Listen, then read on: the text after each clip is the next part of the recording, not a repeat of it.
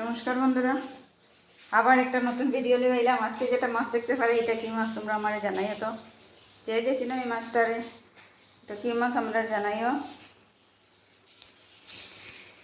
এই যে মাছটার মধ্যে আমি এখন কিতা দিলাম, পেঁয়াজ,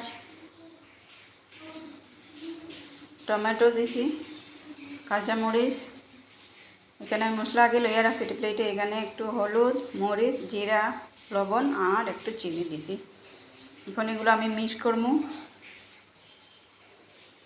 মাছটা তো আমি এরমই বানাই, অনেকে অনেক রকমের বানায়। তোমরা কীরকম বানাও আমি কইও, আমি এরকম বানাই। একদিন তোমরা এরকম খাইয়া দেখো কীরকম লাগে।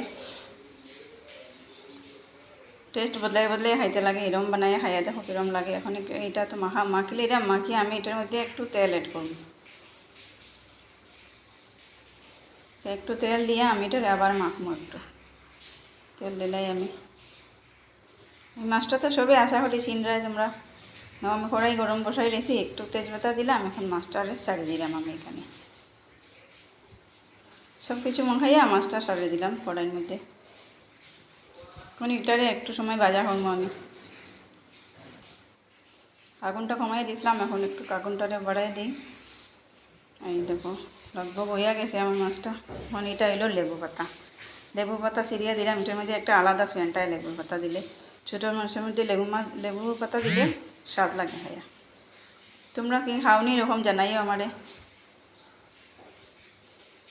রেসিপিটা কীরকম লাগলো কমেন্টে জানাইও আর চ্যানেলটা সাবস্ক্রাইব করিও।